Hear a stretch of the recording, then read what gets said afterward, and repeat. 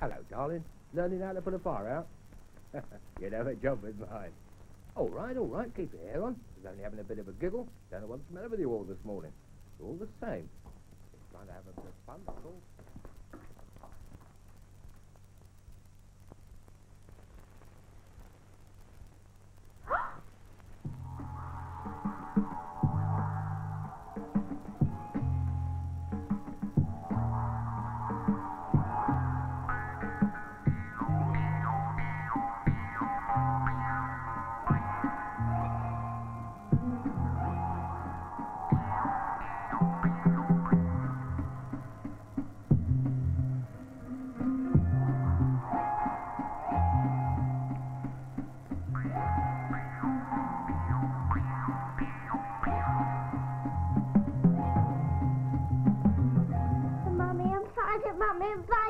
I'm frightened, Mummy.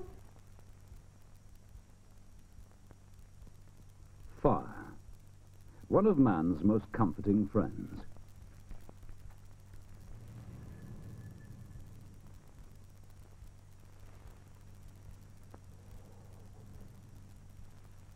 But give friend fire just 1 inch, and he'll take a mile.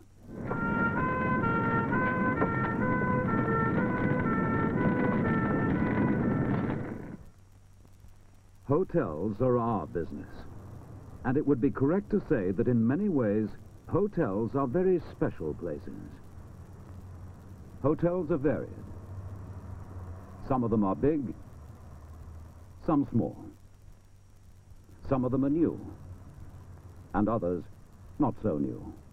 But they all have a number of things in common. One is that guests are nearly always unfamiliar with the layout of the hotel. They spend much of their time there sleeping, and among their numbers there are usually children, the elderly, and those who are perhaps deaf or disabled. Another is that the amount of fire, heat, and electrical power needed to service several hundreds of guests under one roof, plus the unknown and sometimes not very careful smoking habits of some of those guests, makes every hotel a serious fire risk. We, management and staff, have a duty in law to prevent fire and to take correct action in the event of fire. To put it plainly, we have to keep before us the prospect of a rather nasty death. The possibility of fire, like many other unpleasant things, is all too often swept under the carpet. For us in the hotels business, with thousands of lives entrusted to our care, to be slack where fire prevention is concerned would indeed be serious. It is legally required for all hotel staff to be trained in what to do in case of fire. Few people have been involved in a real fire.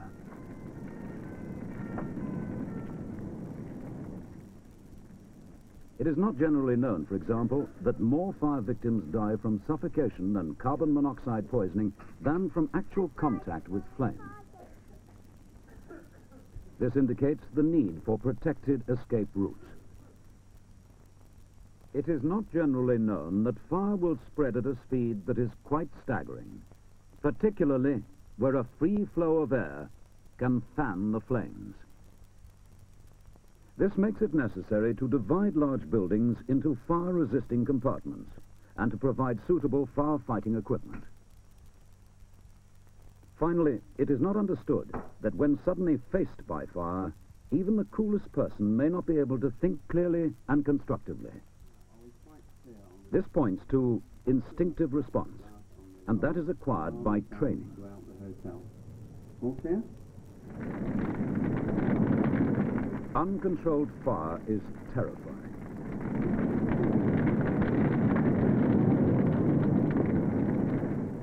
It is a self-energizing furnace in which a small fire to begin with creates a convection current. The oxygen drawn into the flames increases combustion, and the fire grows progressively bigger and hotter. At the same time, acrid smoke and hot poisonous gases spread out, seeking a vertical shaft in which to rise. They continue to spread and rise, spread and rise. and people unfortunate enough to get caught up in them are quickly overcome. Furthermore, the gases are hot enough to cause new fires some distance from the original outbreak. It is possible then for a fire starting on the ground floor of a hotel to spread to the staircases and feed smoke and more fire to every other floor.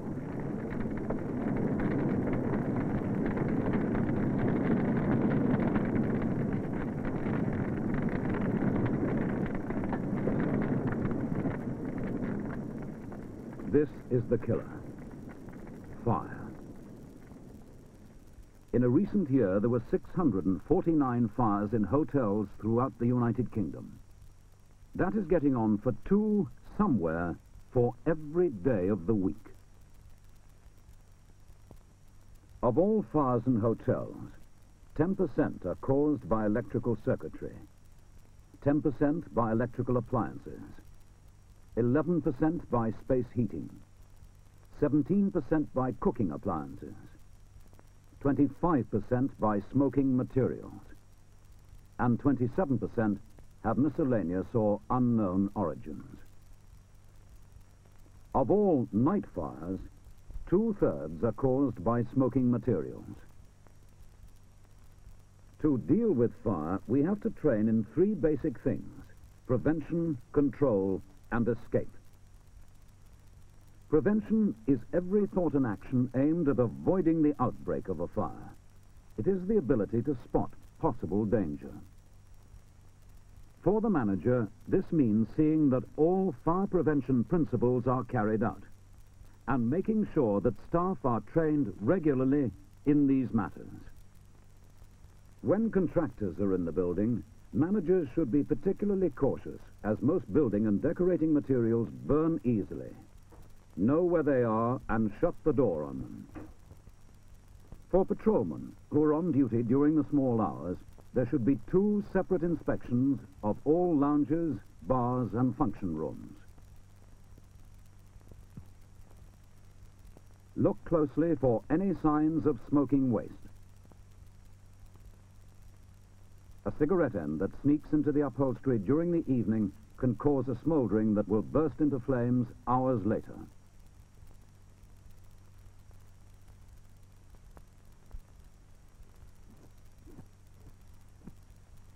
For convenience, public rooms are often placed near stairways, which may also be escape routes.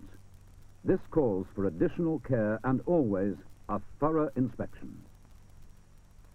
In lounges and service areas, look out for electrical appliances. If not in use for any particular reason, disconnect them by withdrawing the plug. For housemaids, there is the responsibility for seeing that any portable room heaters are safely positioned. When clearing rooms, all smoking waste must be collected separately and never mixed with tissues or other waste paper.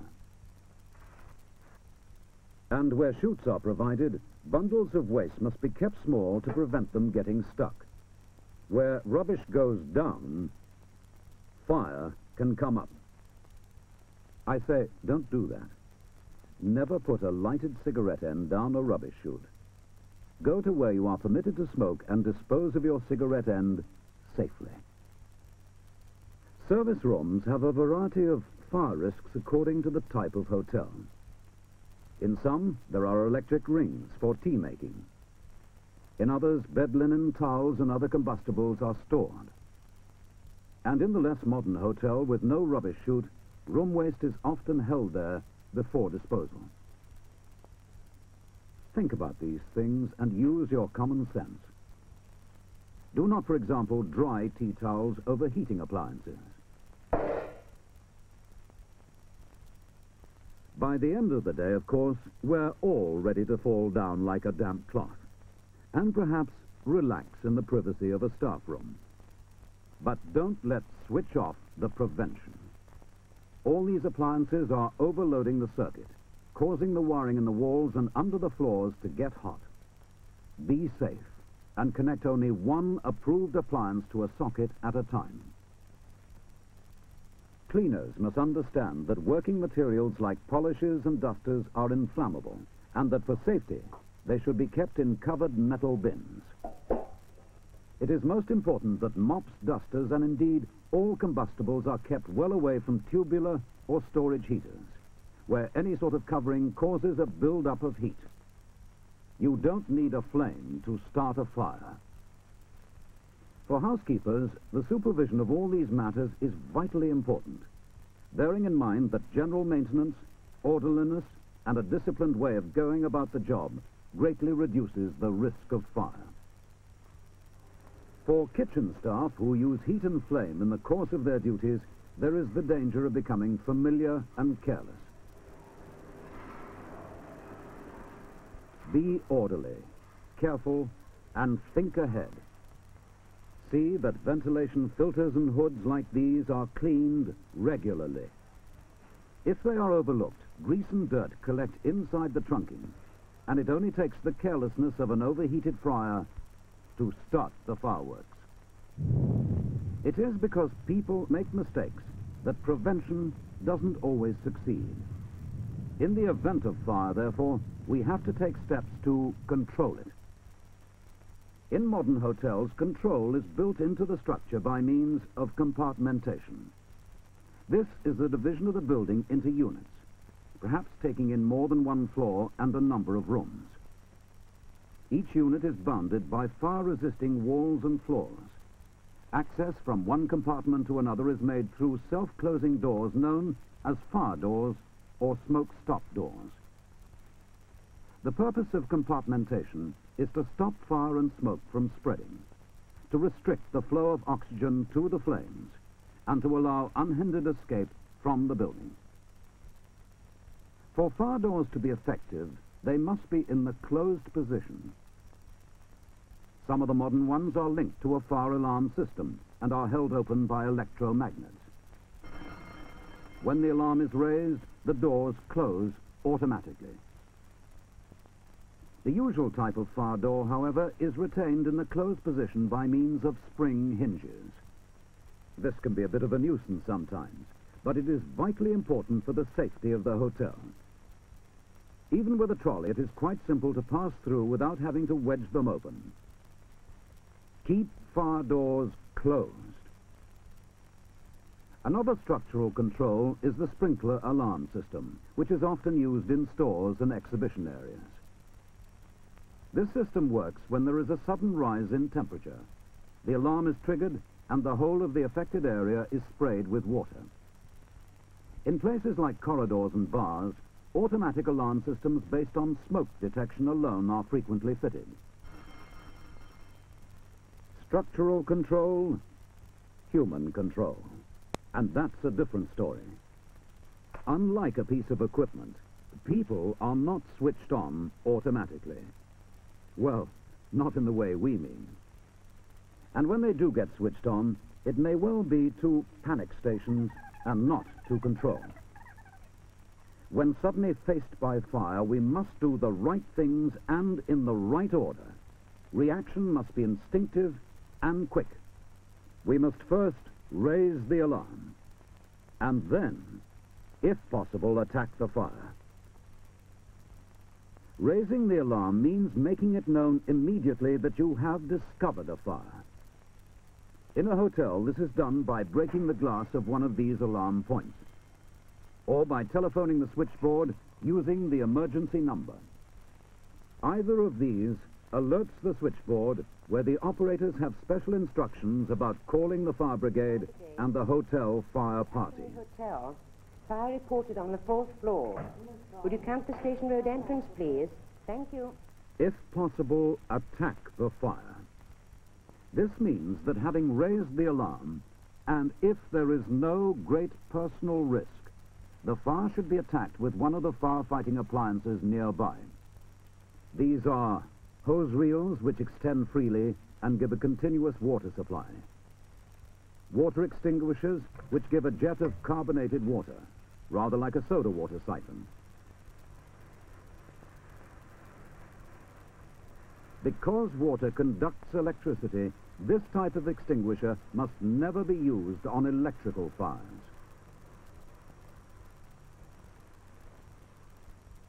Carbon dioxide extinguishers. These flood the area with a heavy inert gas so starving the flames of oxygen. These are used on cooking oil fires and on all electrical fires. Foam extinguishers. These are for tackling oil and petrol fires which might occur, for instance, in a hotel garage. The foam floats to the surface and smothers the flame. Dry powder. These are general-purpose extinguishers which can also be used on electrical fires. And asbestos blankets. These are found mainly in kitchens and can be used for wrapping around someone whose clothes have caught fire, or for quickly smothering a small, fat fire. Now let us take one or two examples that might involve you.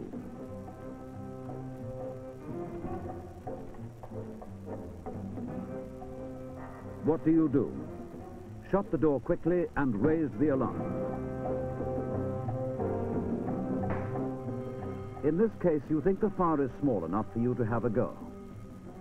Re-enter the room cautiously, and if safe to do so, try to control the blaze until the fire party arrives.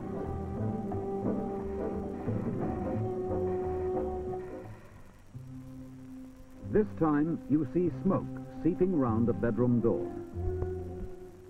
Do not, repeat, do not open the door to find out what is causing it.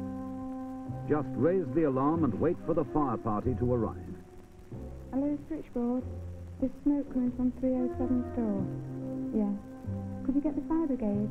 Because of the unknown risks on the other side of this door, it is unsafe for you to enter. Simply raise the alarm and stand by. Straight away, it looks pretty serious.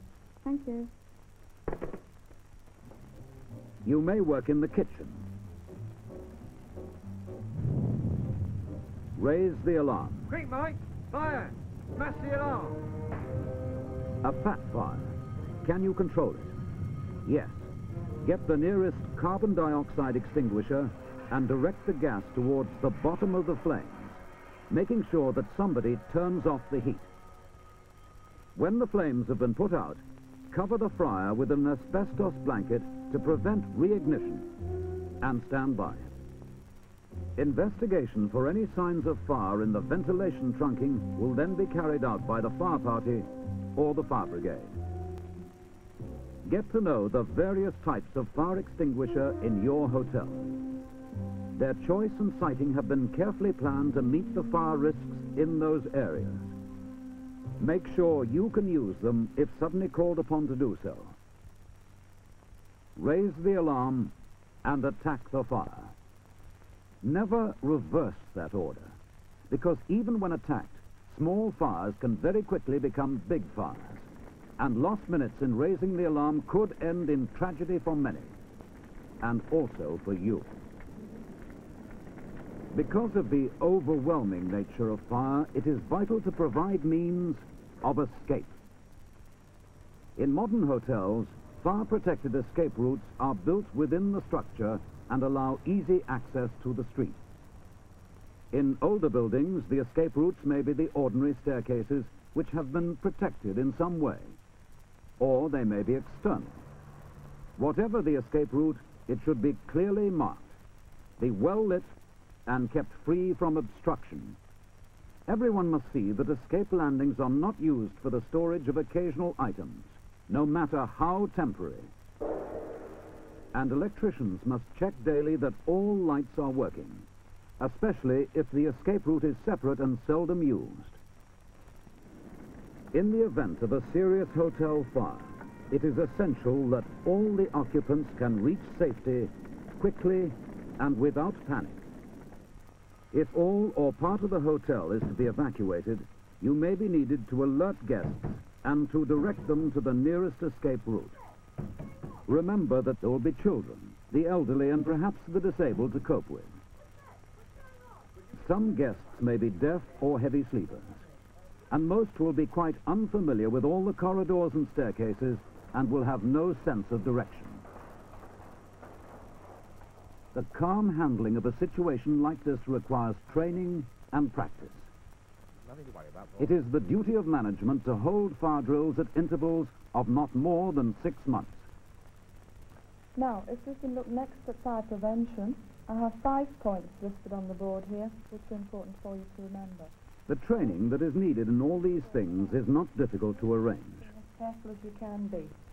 This means that when you're emptying The common sense approach wanted for prevention can be included in the general training for the job. With the support of good supervision, staff will soon learn to keep an eye open for possible danger. Training in control means a clear understanding by all staff of what has to be done on discovering fire. Instructions should be kept simple and displayed prominently. Training in control means showing staff how to raise the alarm and how to use the firefighting equipment. And it means getting everybody to understand that closed fire doors keep fire and smoke from spreading, thereby aiding escape. Training in escape is the most important of all 3, as immediate survival depends upon it. Staff must be trained to use their own initiative in keeping escape routes clear. And finally, fire drills must be held at regular intervals to do away with confusion and to reach a satisfactory speed in getting everybody out. Prevention, control, escape. Instinctive response. Safety against the uninvited guest. All right, keep your hair on. He's only having a bit of a giggle. Don't know what's the matter with you all this morning.